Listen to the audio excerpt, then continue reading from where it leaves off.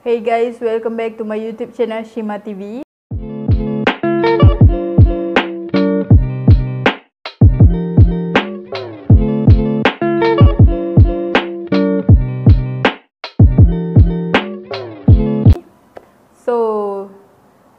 Hari ni kita akan bercerita tentang cerita-cerita seram daripada korang semua yang korang email dekat aku.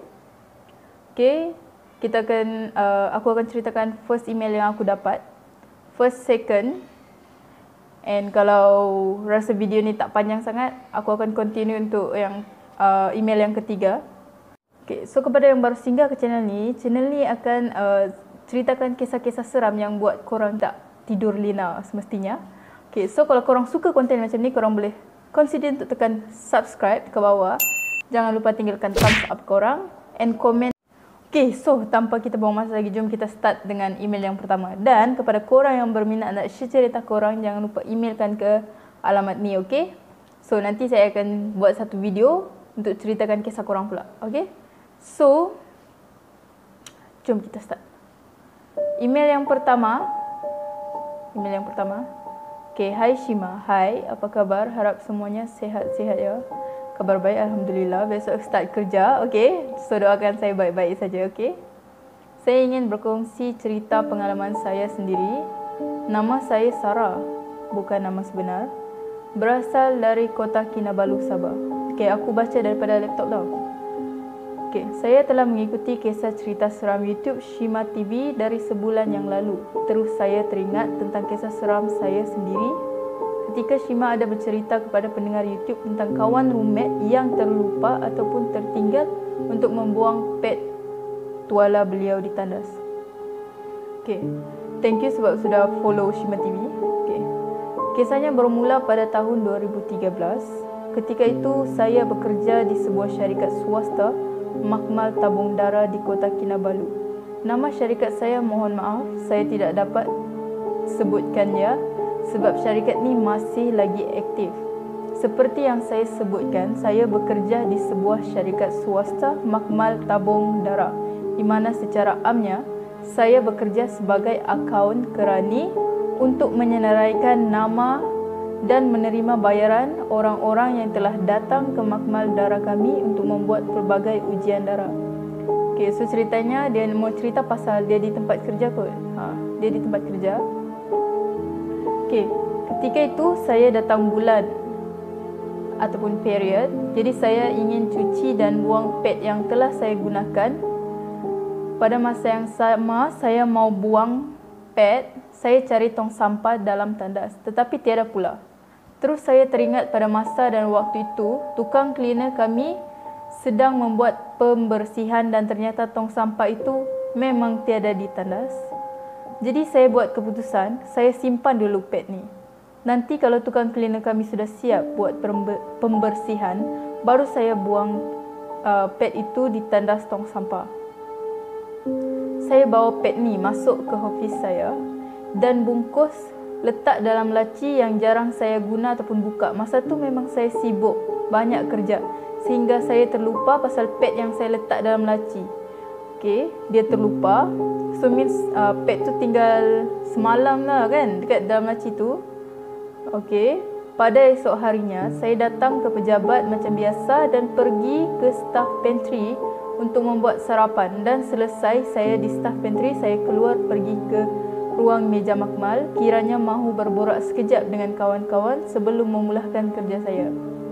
Hai Sarah, good morning. Awal juga ada orang datang ofis kamu membayar ujian darah. Biasanya, kalau selepas orang datang ambil darah, mereka akan ke pejabat saya lalu membayar charge ujian darah tersebut dan saya akan tulis resit bagi mereka. Saya pun menjawab kawan saya, bila masa ada orang? Kan saya baru sarapan tadi di pantry. Terus kawan saya menjawab, ada, saya nampak orang di ofis kamu. Oh my god, aku starting meremang tau. Aku seorang je kat ruang tamu sekarang ni. Ni first time aku buat video seram malam-malam. Okay, sambung balik. Saya nampak orang di ofis kamu, perempuan rambut merah panjang. Terus di fikiran saya waktu itu, saya teringat sesuatu. Ped yang saya letak di laci semalaman belum lagi saya buang. Ini terjadi gara-gara yang semalam itu saya sibuk sehingga saya terlupa.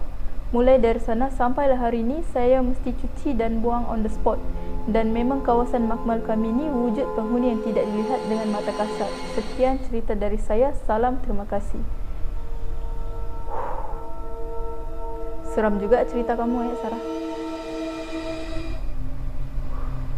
So, konklusinya memang kita tak boleh letak barang tu lebih dari semalam pun rasanya dah lama sangat kot, sebab barang tu ialah benda kotor, kita tak tahu. Diorang pula tertarik dengan benda-benda macam ni kan. So, korang hati-hatilah ya, kalau ada terus direct buang, jangan simpan lagi. Okay, kita teruskan untuk email yang kedua. Assalamualaikum. Waalaikumsalam. Saya Yana dari Selangor. Saya nak kongsi cerita yang berlaku di sekolah saya. Perkara ini berlaku dalam beberapa tahun di kawasan Bukit Gasing, Petaling Jaya, sekolah yang berdekatan di kawasan tersebut. Okey.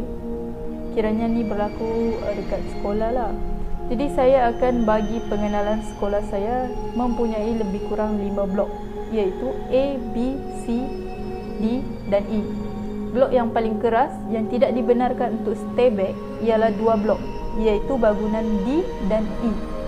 Jadi yang berlaku ini di bangunan E, blok E merupakan blok paling dekat dengan kawasan hutan simpan Bukit Gasing. Okey, ceritanya berlaku dalam pukul 2.30 petang waktu balik sekolah. Saya dan seorang kawan bernama Siti, bukan nama sebenarnya, pelajar yang terakhir pulang di blok E. Jadi bermulalah kisah. Okey, saya Yana. Saya cakap dekat kawan saya, "Weh, cepatlah, dah lambat sangat ni, nanti makcik aku marah." Waktu tu aku dah galas beg jalan keluar dari pintu depan. Lepas tu dia nampak di luar kelas sebab matahari nampak terik gila, tapi kelas kita orang tetap nampak gelap. Jadi saya mula mengelamun. Tiba-tiba Siti cakap dengan saya, Kejap, aku tengah berkemas beg ni. Aduh, banyak betul buku pula hari ni." Okay, bila Siti jawab rungutan saya pusing pandang ke arah dia nak teruskan jawab. Tapi saya terkedu, tak boleh nak menjawab soalan Siti sebab ada benda melintas depan saya dari pintu kelas kanan ke kelas sebelah.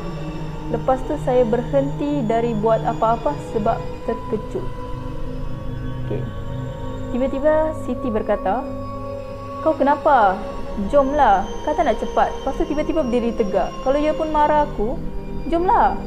Okay, Siti cakap macam tu Masa tu saya terfikir macam mana benda tu boleh lintas depan saya. Laju gila. Dalam kiraan 10 saat saya pusing 360 darjah. Benda tu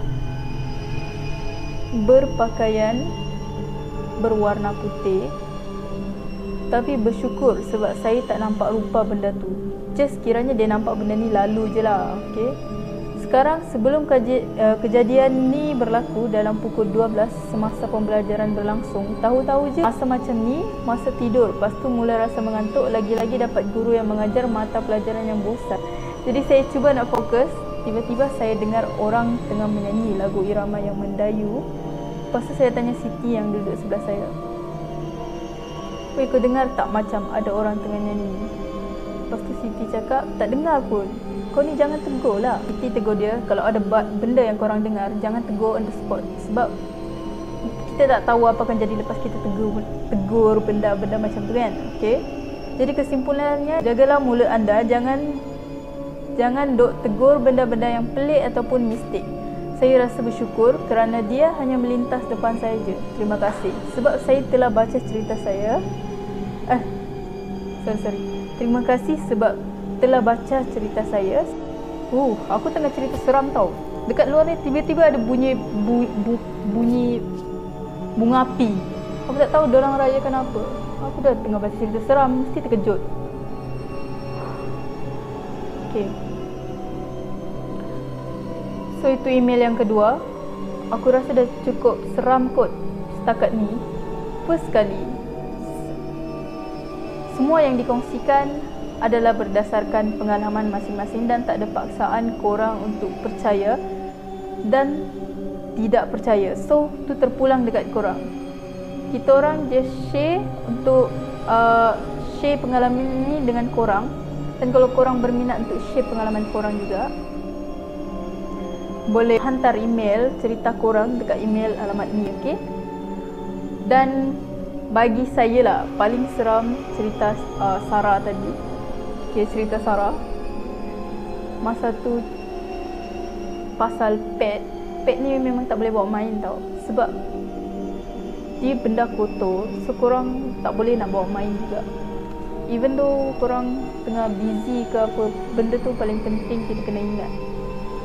Okay, itu saja untuk video kali ni. Jumpa korang untuk next video. Next video mungkin aku akan buat cerita pasal aku. Ada lagi cerita pasal aku belum cerita. Thank you. Bye bye.